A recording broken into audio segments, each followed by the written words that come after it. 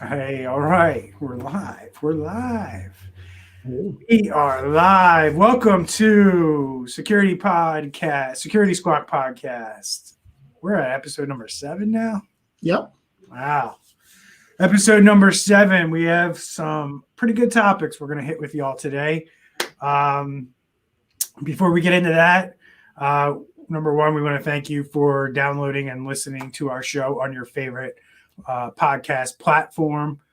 We do see the numbers heading in the right direction, which is up every episode, which is awesome. So we thank everybody who is listening so far. And Andre and I don't get paid for this stuff, so all that we ask is you do us a favor and share out our podcast on your social media. Make your friends and family aware that there is a podcast out there to help them with cybersecurity and just understanding what the heck is going on out there. Because, as we know, there's a lot going on out there, and it's really hard to make sense of it sometimes when you just get those maybe 2 or 3 minute news briefs from, the news, the major news outlets when they actually hit there. But we're also making you aware that this stuff is going on every single day. And it's not just, a couple times a year that some company gets hacked. And we're also giving you tips on how to deal with this stuff if you're in business, whether you're owning a business or you're an employee in a business.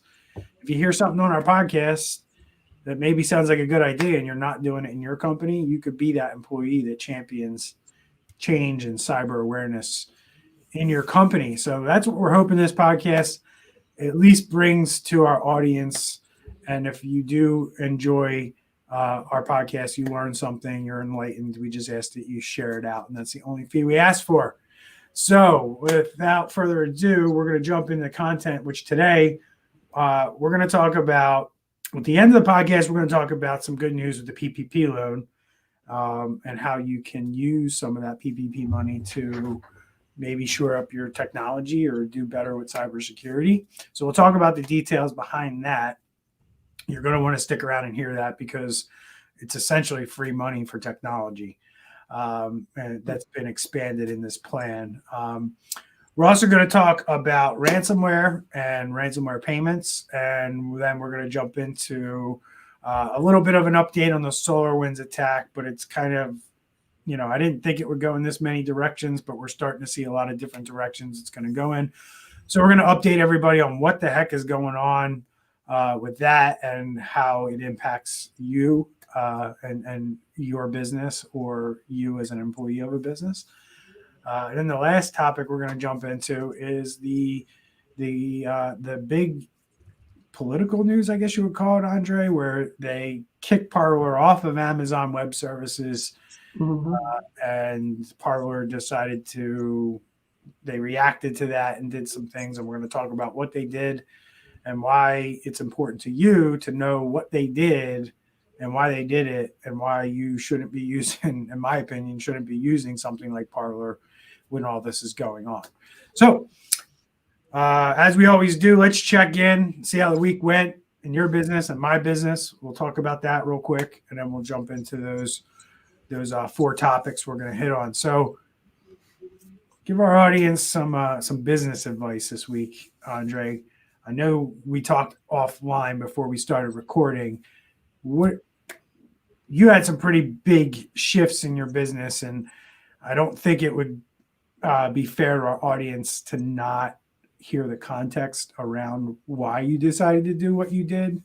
Mm-hmm. So let us know what you did. Tell us why you decided to do what you did. Go ahead. Yeah, so I got some big wins, as you mentioned. This week, I was able to get some new contracts signed with my clients. Before, I would say we were, 10 years now, where our contract was something I literally just created. It was a one-pager, basically the services. It had no disclaimers. It had like nothing. It was just basically, this is what I'm going to do. This is how much it is. And then that's it. There was no termination clauses. There was nothing.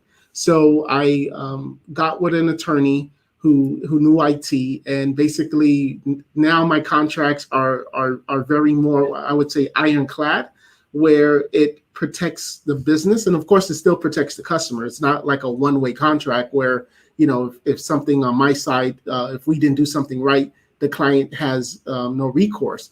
But it's a very fair contract, and it's something that I'm very proud of, because before, clients could just decide to give me a 1 day notice, and that was it. Now there's terms in there, and there's increases, because my contracts before, we would have some clients where since 2016 they've been paying the same amount of money. Now our contracts show that it goes up X% every year, and it's agreed upon at the beginning. So a lot of great stuff. I'm so happy I did it. And in the mastermind group we're in, Brian, one of the things I'm learning is, even though I'm 38 years old now, I still need to have a vision of one day, selling the company or being able to show value in the company. And the way you do that is by contract. So now that, someone ever looks at my books and, in a couple of years from now, and they see that, all 75 of our clients have something in place to say that they're not going anywhere unless we really screw up or something, it really adds value to our business. Nice. Yeah.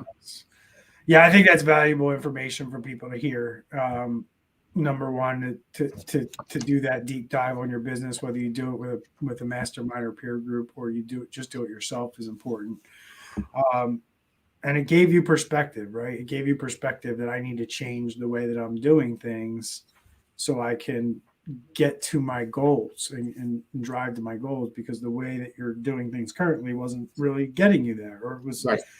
going to be a long road to hoe if you were to get there, versus, and it's very important to take that step back, at a minimum once a year, depending on your size of your business. And your business might get to the point where you need to do this quarterly, because you just have a lot of things going on. There's a lot of revenue involved, and you can't let it go a year. So kudos to you, my friend. I know the details of what you're talking about, and it really is a tough transition, not only, from a physical standpoint to actually do it within the business, but for the business owner to get over mentally changing the way that they've operated is a big hurdle to overcome. A lot of people just won't ever pull the trigger on it. So congratulations. So Thank you. I'm going to bring up a topic in our business that nothing super exciting happened, but we did. One of the things that we have here is one of our core values in our business is always improve. And part of that is, making sure that my team is improving, and that the bench strength that we have here is always improving. A while ago, I took on the perspective of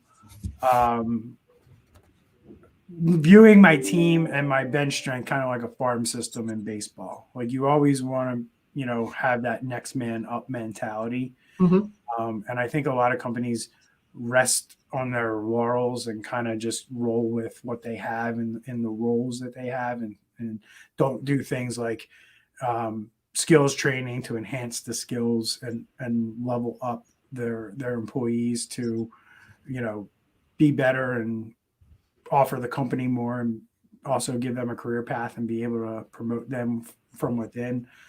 But also making sure that you're absolutely providing the best service, plus cross training. You take opportunities to cross train. So when you have somebody who goes on vacation, or they, God forbid, have to go out on disability, that doesn't cripple your team.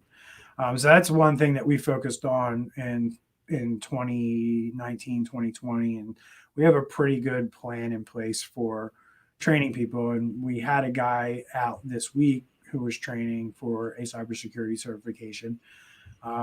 So it was nice to see not only the team pick up for when that person was out for 3 days, but it's also good to know that I'm developing my team and moving, increasing that bench strength.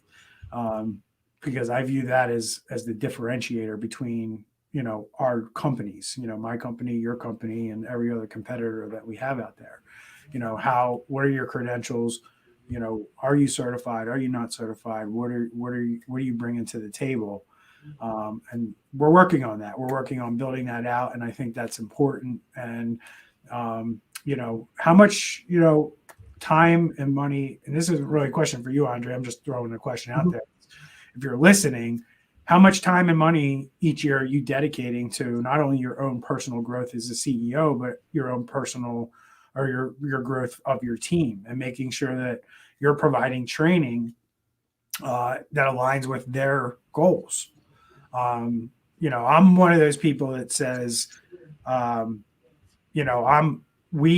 the way we look at things here is we have employees that we educate, and we put them in a position where if they left our company, we want them to be their next company's best employee.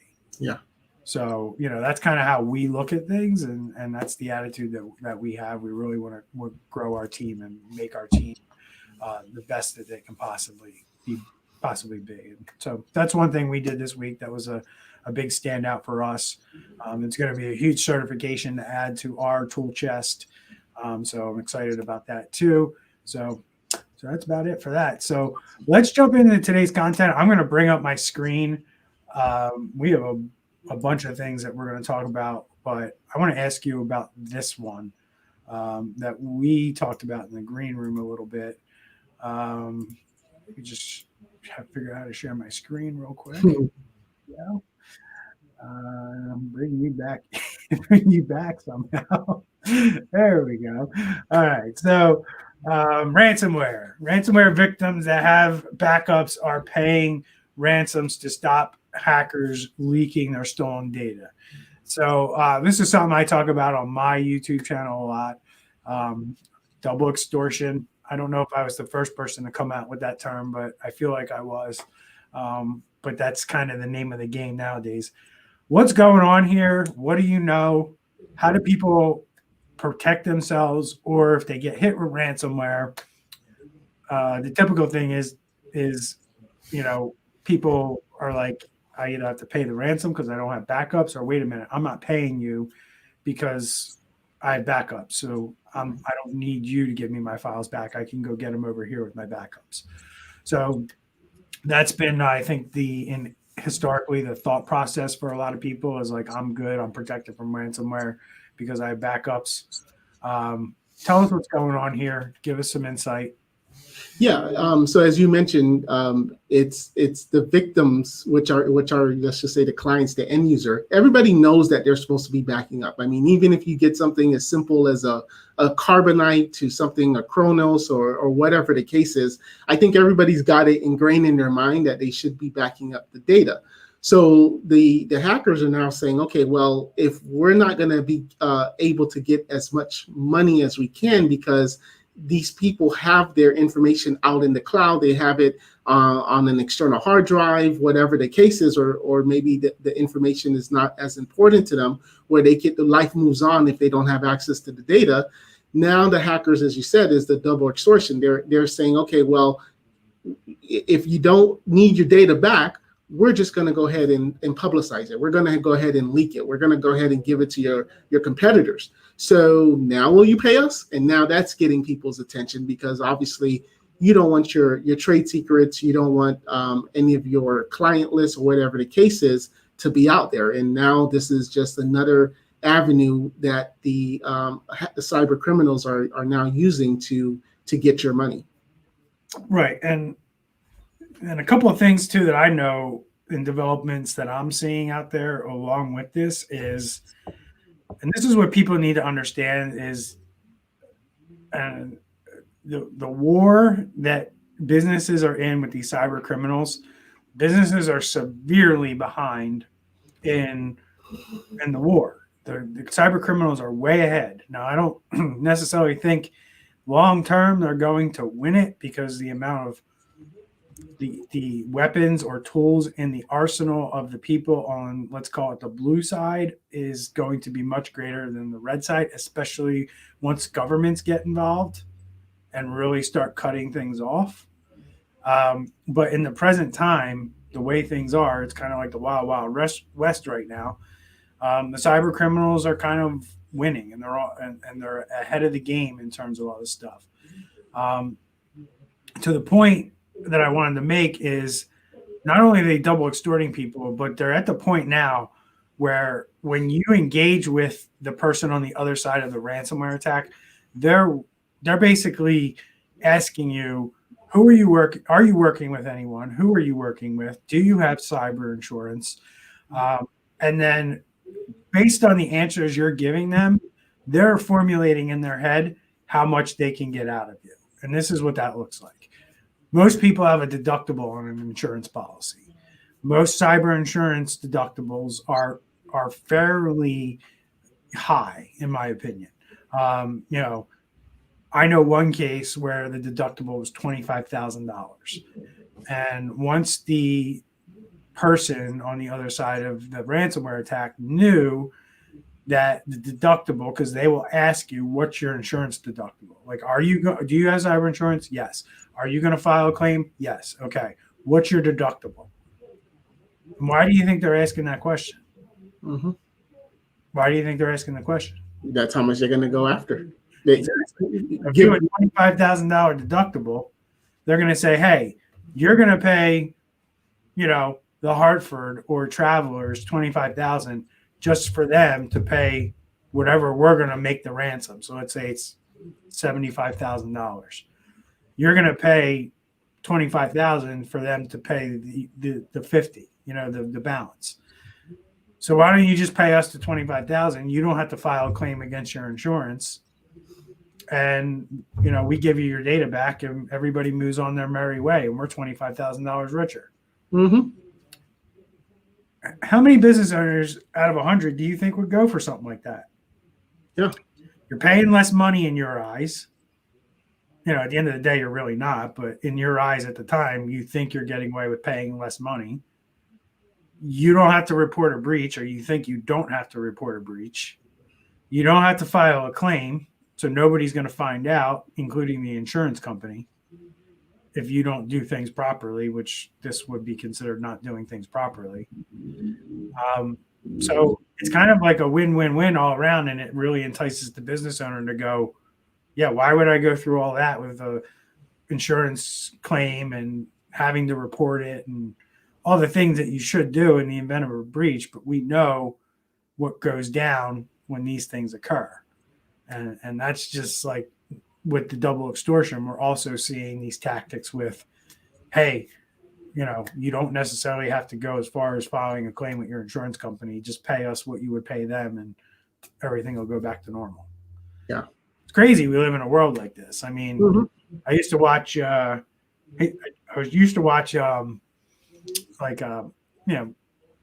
mafia movies, and Bronx Tale is one of the ones that I think of a lot when I think of this stuff. The difference between what went on back then and the mafia and, mobs running neighborhoods and shaking down businesses for security, right? Because that's what the mafia did. Mafia is like, they walked into a business and said, you got to pay us this fee, and we'll make sure nothing bad happens to your business. And a business owner would be like, well, nothing bad happens here. I'm not paying you. And then the guy throws a brick through his window. And he's like, are you sure about that? And if you don't want the other window broken, you're going to pay me. And that's exactly what's going on with these guys. These guys are, you don't know them. They're not part of your neighborhood. That's the difference, I guess, if you want to call it that. But they're doing the same exact thing. It's like, I'm not going to pay you because I don't have a problem. I have these backups over here. And then he throws a brick through your window. Yeah, right. You might have backups, but now I'm going to release all this stuff on the internet. Mm-hmm. It's the same tactics. It's just a different game played on a different playground. Yep.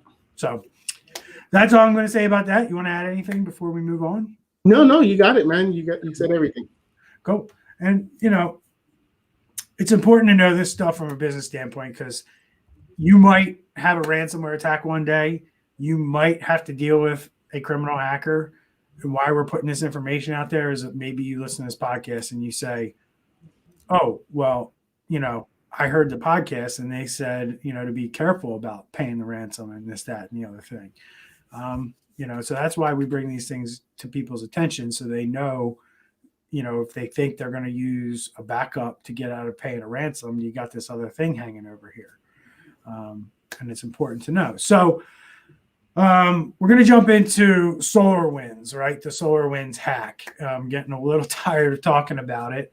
And it's funny because we were talking to somebody the other day and they were like, oh, Malwarebytes use SolarWinds and they got hacked because they use SolarWinds. And I'm like, no, they didn't use SolarWinds.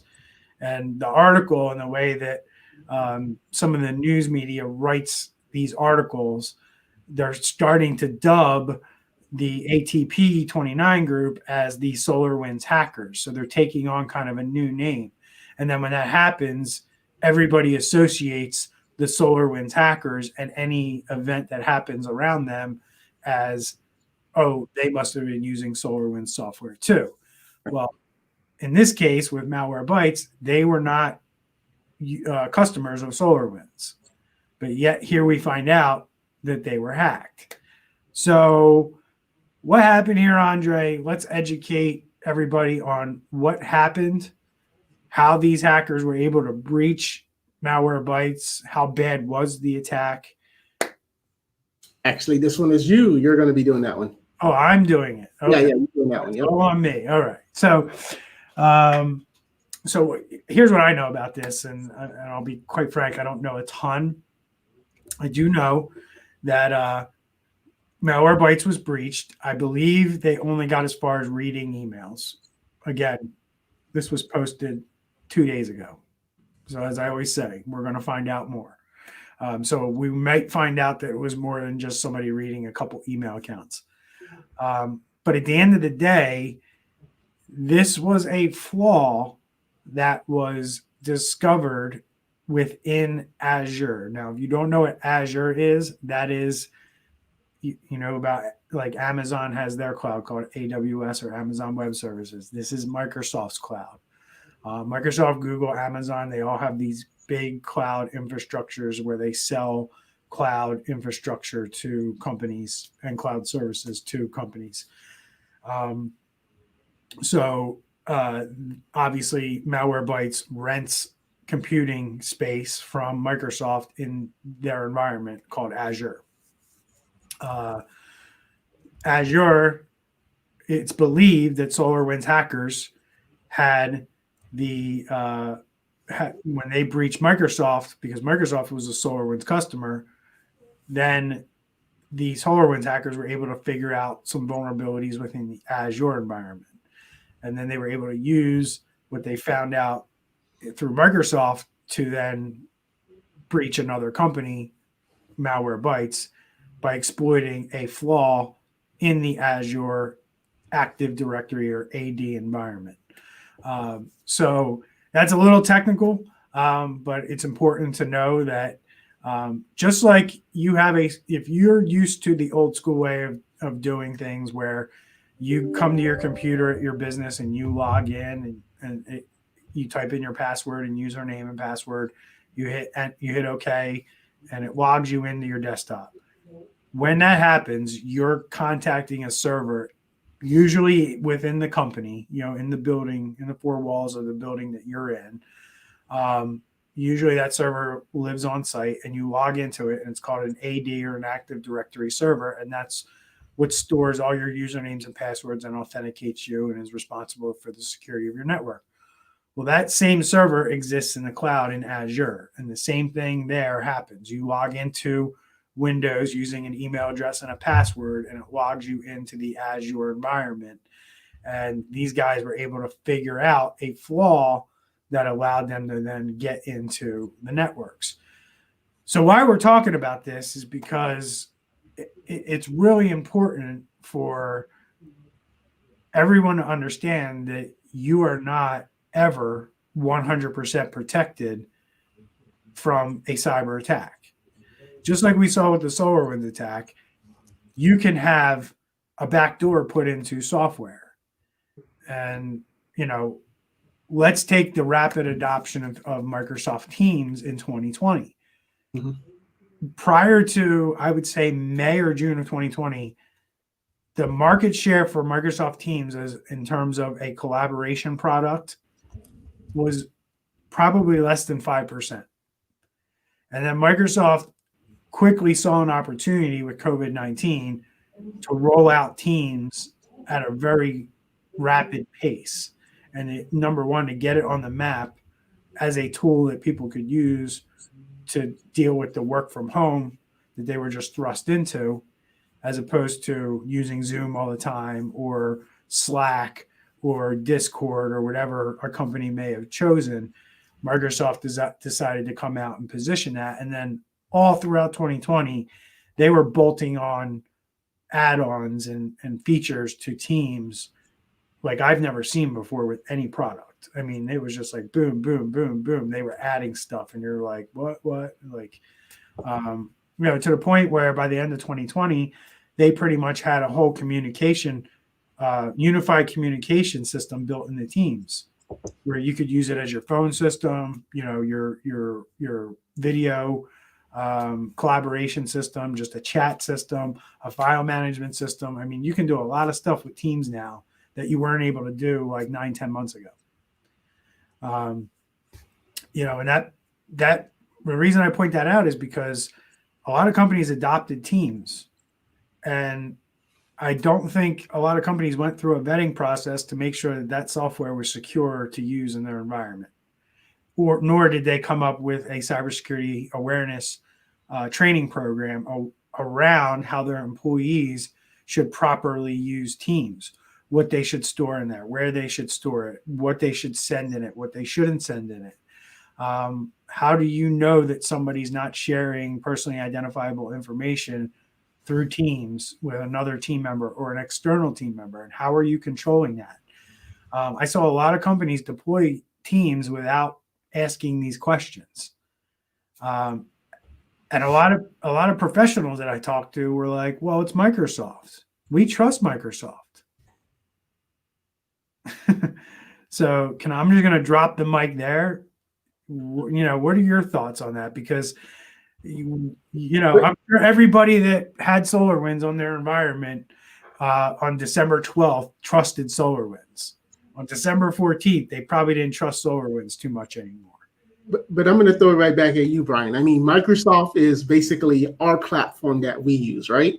And if one of your clients came to you and says, "Hey, Brian, I'm working with a developer. I found them on Upwork or I found them on Fiverr, and they're going to build me an application," you're going to have red flags all over. How good is this programmer, developer? How secure is his system? Has it been tested?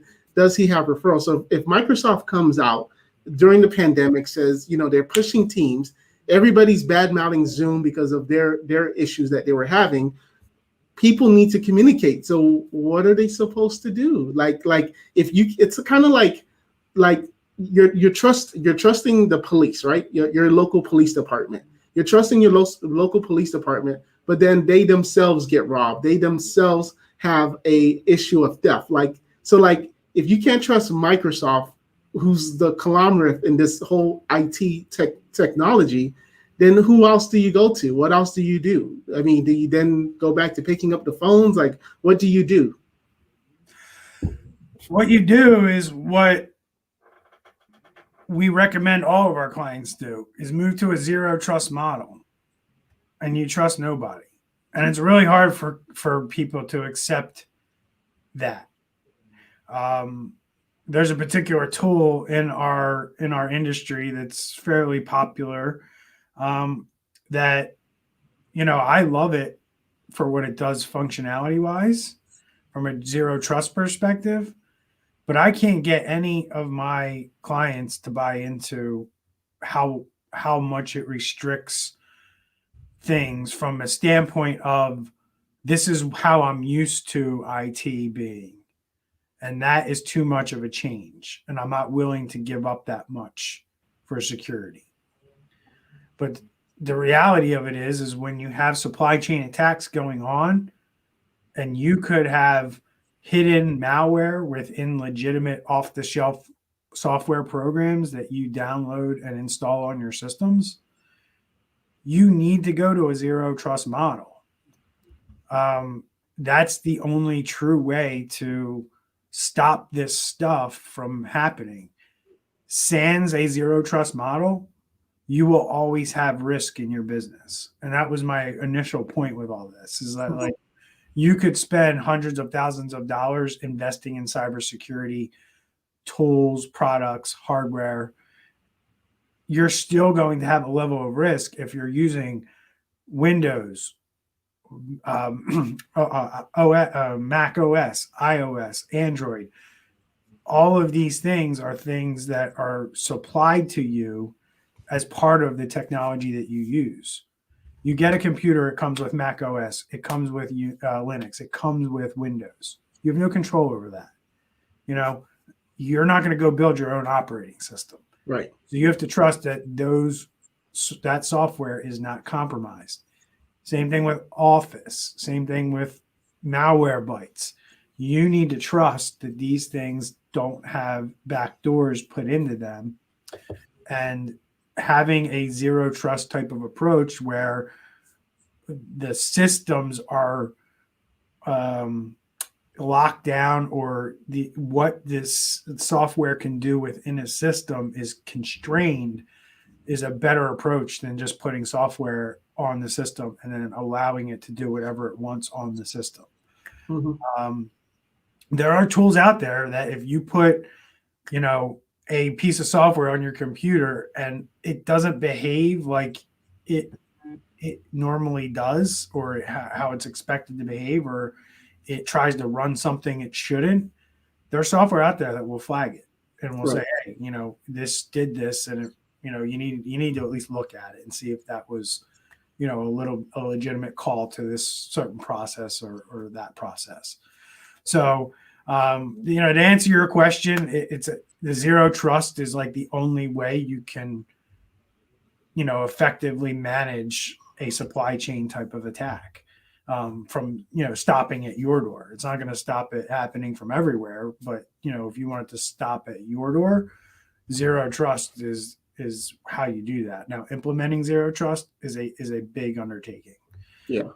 So, you know, it's not as simple as putting on one tool. You know, that means Mr. CEO who's listening to this podcast right now, who thinks he needs to have admin rights because he's the head honcho of the company and he hasn't had a problem in 25 years. You're not qualified to have admin rights, and you're causing a huge security risk in your company when you do.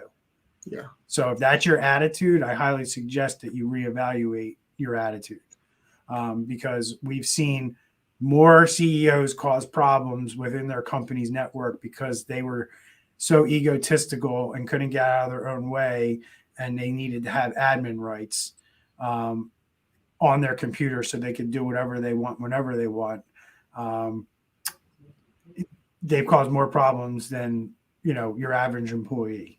It usually happens at that level, C-level, or, you know, not the CEO, but it could be the CFO or somebody like that. I mean, in the past, we don't put up with that anymore. But in the past, we've had companies come to us and say, we want our entire executive team to have admin rights because we don't want to have to call somebody when we want a piece of software installed or something like that.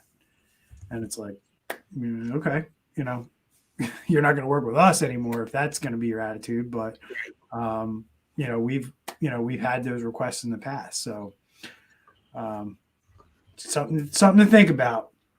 Yeah. I also want to note that Malwarebytes is a security company. Right. Now, these all are. FireEye, Microsoft makes an antivirus, a Defender, breached. Right. Malwarebytes, breached.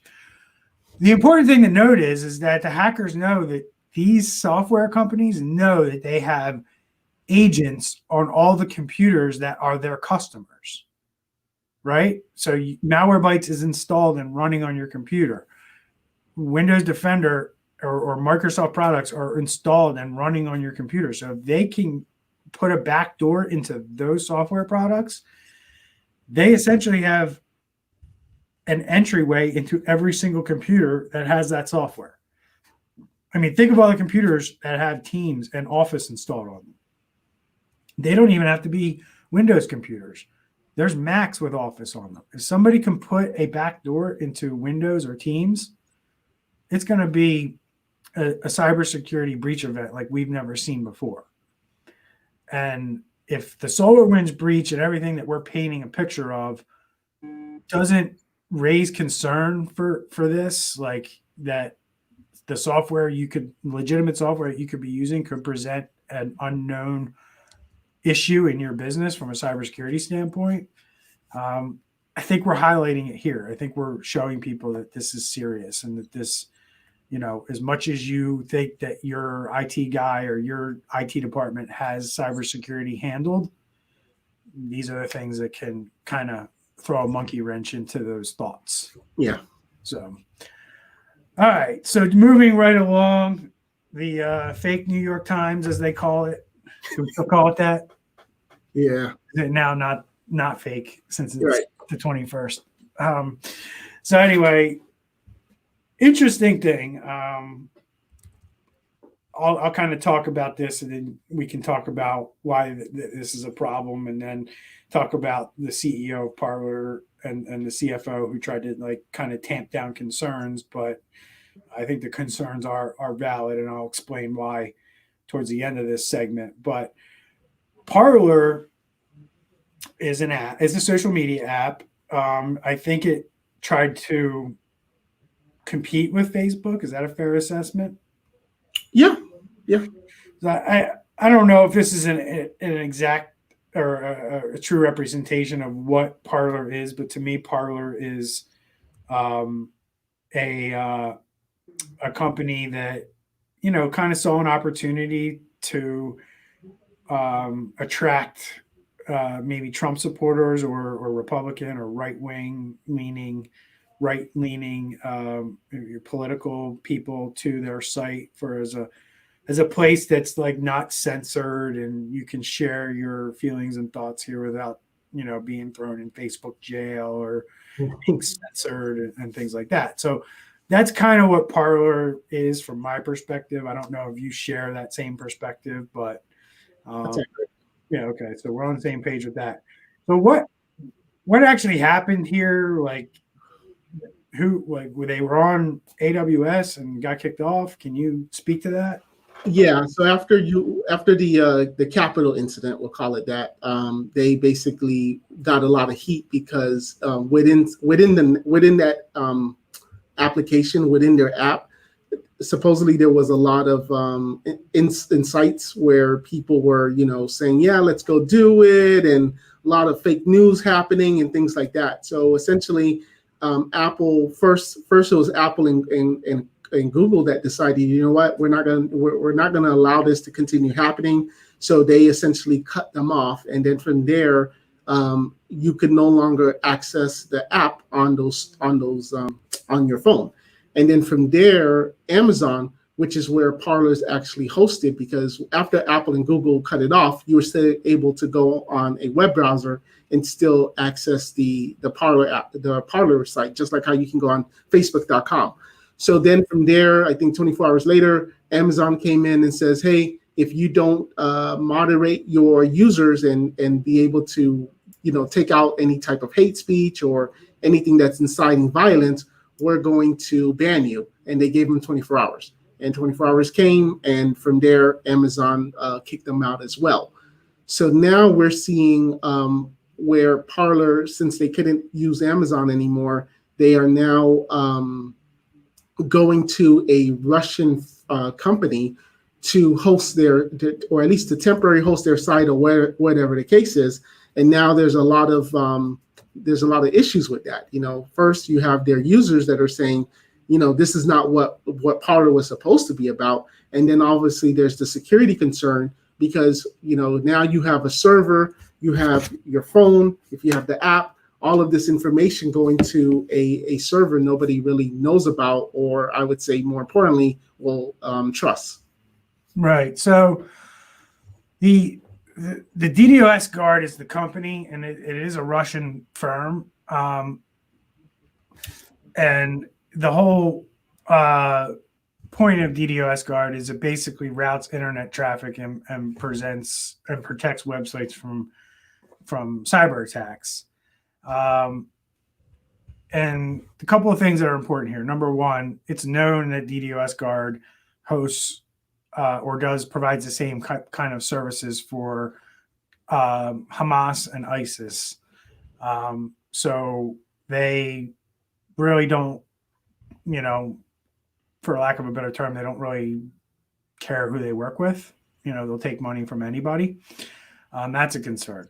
The other thing too is like social media sites by their nature, you're sharing information and you're also allowing permissions for the app to do certain things on your phone. And if you aren't fully aware of what you gave the app permission to do, you don't know what that app is sending. The other concern here is, and what I don't like about what the executives at Parler did, which is basically said, it's not a big deal. They just hosted a web page for us to basically, a placeholder page to let people know what was going on during, the server ban that, they experienced with AWS. The problem with that is more than likely they just changed the DNS traffic to point to a new server. So that means every request made to parler.com, that traffic got sent to that server. So every time somebody opened the app, if the app didn't work, that traffic is still leaving your phone and going to that server. It's still sending information. Whatever permissions you gave that app to do on your phone and whatever that phone is programmed to send to the server is still happening. It doesn't stop because Amazon shut it down. If the server shut down and it's not available, the data that's being sent from your phone just goes out into nowhere. But the minute they spin up a server and there's a server sitting there collecting all the data that's being sent from all the devices that have the Parler app, that's a huge deal. Like that's a huge thing, like where you're opening the app and the data is just being sent to some server that is now hosting the parler.com domain. So, I mean, it is a concern. There's probably not a whole lot that could be done based on that because I'm sure the people at DDoS Guard didn't have enough time or, information to build anything that could collect this data. But you got to question the decision-making behind the CEO and the executives of this company to do that. I understand it was a reactionary and temporary move, but you really need to evaluate these things before you do them. And, I don't agree with the move per se. So, I wouldn't have done it if I were them just because of, the can of worms it opens up. I don't think it did them any favors in terms of, potentially being allowed to run their environment inside of AWS ever again, or Azure or Google or wherever else they may go. Because people are going to look at that and say, well, your platform is questionable at best in the first place. And then the decision-making practices behind your executive teams is even more questionable, being that you would jeopardize data, your users' data in that manner. Because essentially that's what they're doing. They're jeopardizing every user's security of Parler and every user's privacy of Parler is now jeopardized because they're moving these servers and routing the traffic to their domain the way that they are. So that's why we wanted to bring it to everyone's attention. If you have the app on your phone, I'd highly recommend at this point you remove it until they situate this, because you don't know who could end up taking over that domain or taking over the servers that run this company at this point. I would consider this like a rogue social media platform at this point. And if you're going to be sharing personal information, sharing pictures, I would make sure I'm doing it on a trusted platform. And whether you think Facebook or Twitter or Instagram is a trusted platform or not, you can debate that, but they are the most secure platforms that are out there today. So anything else you want to add to the Parler story, sir? Yeah, I mean, this was a desperate measure by a desperate company, and they had to go to Russia, kind of like Eric Snowden and how he's stuck You in know what Russia. this also points out to me as a security professional? They didn't have a business continuity plan or a disaster recovery plan. To go do something like this is what happens when you're not prepared. You make dumb decisions and you make bad decisions. Or you don't make a decision at all, which is still a decision in my opinion. Right, right. Yeah, Right? So had they had a plan for what are we going to do if we get booted off AWS, it would have probably been more thought out and better than what they did here. right. And Yeah, that's why it's important for companies to sit down, at least once a year and dive into their business continuity plan and at least do a, a round table discussion on whether they think that that's a viable plan or not.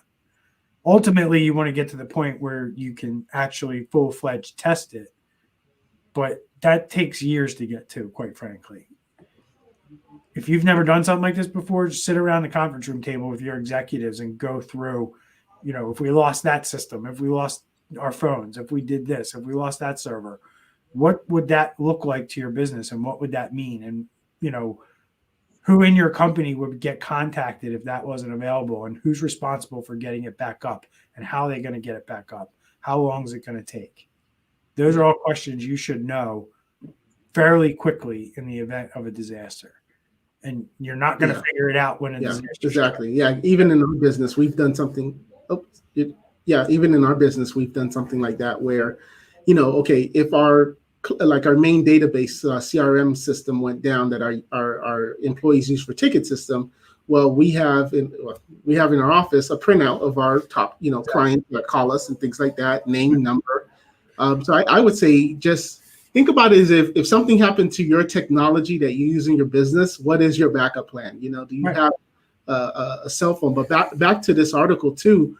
One thing to note about this is with this power situation, them being desperate, they go to Russia, is that this is very similar to that TikTok situation. I would say probably in May or June of last year. 1,000%. And it's almost the same people involved too. That's the crazy thing, right? Like the same audience. They don't want TikTok in China and servers in China, but nobody's in a big uproar about this. Yeah, because I remember with TikTok, based on the terms and conditions of TikTok was collecting browsing history. So if you're on your Safari, you have nothing to do with TikTok, and it got your browsing history, your search history, your location, your phone number, your GPS location, your age, your phone number, like all your photos, your videos. Like it had access to all of this in the terms and condition. And if you're a federal employee, or you're in that type of nature where you're using you have like a work device, but then you have one of these type of applications, that's a big security risk. So and it's the same thing with that, if especially with the work at home, or even bring your own device, where you have your employees with their personal cell phones. And now here they are putting these type of apps on their personal cell phone that you as an employee can't tell them, because if you're not reimbursing them, you can't really tell them what to do with their personal phone. Right. Yeah. So, yeah, it's crazy. It's crazy how, on one hand, you got our president at the time involved in making sure TikTok was not hosting their platform in China, and then the parlor moves over to Russia, and nobody seems to care too much about that. So whatever. So anyway, I'm going to move on because we're getting a little deep here in our time, and I just wanted to bring up the PPP loan and some good news, at least. We mentioned at the top of the show we were going to cover this. I'm going to let you talk on this one. I don't know a ton about it, to be quite frank. I do know that there are some incentives in the latest bill that passed in the United States is this part of CARES Act? Is this number 2 or is this? Yeah. Yeah. So this is the continuance or the second coming of the CARES Act, which includes PPP. And then at this time, along with the other things that you were able to use to write off the PPP money, now I believe not only is it salaries, rent, and utilities, but now they're adding technology to this. It's specific, I believe. You can't just go out and buy like 15 TVs and write it off. But talk to us about what this is, who can take advantage of it. Does every business qualify? I think, part of it, I believe, is I don't believe we qualify for it because we never had a year over year or a quarter over quarter loss that was greater than 25%. So I don't know if I'm right on that, but that's what I heard. So educate us a little bit on what's going on with this round of PPP. Yep, and of course, speak to your CPA specific for the specifics. But this is not financial advice. We're idiots. Don't take financial advice. We're just random guy on YouTube, right? So, so one of the neat things is that they, in particular, and I quote, is, where did it go? Basically, it's for technology. Specifically, it says including business software or cloud computing services for accounting, inventory tracking, and other needs. And what people are liking about that is the other needs. I'm not saying it's a gray area, but it's like the government's kind of like, in whatever else, if you want to call it cloud. And this is a great example where, if you still have things locally on your, like you have a database, let's just say a QuickBooks that you have hosted on your server. If you even have a server in your system and you want to now move everything to the cloud, well, according to this, you can now apply for the PPP or use that as an expense. So moving to Azure, moving to Office 365, whatever the case is, based on those last 3 ambiguous words that the government put in there. Yeah, that's an interesting, or other expenses. It's interesting.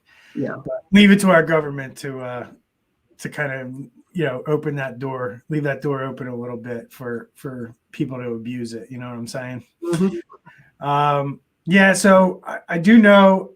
It looks like on the screen there, number 3 experienced a loss of 25% or more in revenue in 2020 when compared to 2019. If you read that on the surface, it does look like it's year over year, but I actually found out that it's actually quarter over quarter. So if you've had one quarter that's 25% or lower or greater in revenue decline, one quarter versus another quarter from 2019 to 2020, you will qualify for the second round. So, if you just so happen to have one quarter in 2020 where you just did 25% less revenue than you did in 2019, then you could still apply for the second round. So I think that's important to note because, a lot of companies might have made a decent amount of money those first 3 or 4 months and then maybe had a drop off in the third or fourth quarter. And but it didn't get them to the point where they went to the full 25% for the year. Maybe they were 15 or 20%. But there might be a quarter in there where they, did have a drop off of more than 25%. And that quarter would allow them to qualify for the next round of PPP. Yeah. So I do know that because I looked into it a little bit and somebody brought that to my attention. Fortunately for us, we did not have a drop off that much of any quarter or at all, to be honest. And so we don't qualify this round. But we're at a point now where I think we know the businesses that need it and the ones that don't. And I don't think many IT services companies need the money. And quite frankly, we need to have this pool of money available for restaurants and movie theaters and all the places that we couldn't go because of the lockdown, whose businesses suffered tremendously, are the ones who, in my opinion, deserve this and should take full advantage of this money. And businesses that really don't need it should back off, because I don't think we saw that the first time around. Right. So, all right, my man. I love the show today. I think we covered a lot. I think we gave people a lot of good advice, and I saw on our live stream stats there that we had a bunch of people on, more so than normal. So it's good stuff. Any closing shots or thoughts you want to fire out to our audience before we say goodbye? It's January 21st. Everybody has had their goals that they want to do, new year and new, I don't want to say resolutions, but just their goals and stuff like that. So just go back to that. Just like how you were pumped up back in, right when the ball dropped, I would just say go back to that. If you slacked off on whatever it is, personal or business, go back to it and just keep on trying. Yeah, man. Great advice. Goal setting is always important. I'm not a fan of those New Year's resolutions, because if you want to not hit your goals, set a resolution. That's my kind of view on things. So yeah, I think maybe one of these podcasts we should kind of talk to people about goal setting and how at least I set goals and you set goals, and maybe people can learn from that. And because I wasn't always the greatest at setting and achieving my goals, but once you kind of understand and unlock a formula and build the discipline and build a system that works for you, you can be very good at setting goals and achieving those goals. So I don't really have anything more to add to that. And plus our show is well over an hour now, I think, or we're close to it. We're at 56 minutes. So I like it. I'm glad that we get to do this and spread the word about what's going on out there in the world. Again, if you learned anything today on our show, please share it out on your social media. It's a quick share. You can do it right from iTunes, from Google Podcasts, from Spotify. You just hit that share button and then click post, and it goes right on your feed.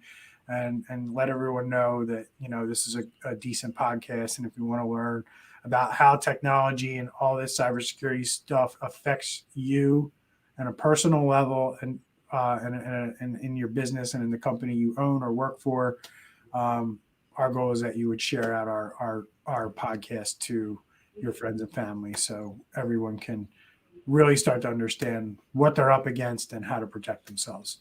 So that's it for me, folks. Andre and I say goodbye, and we will talk to you all next week. Take care.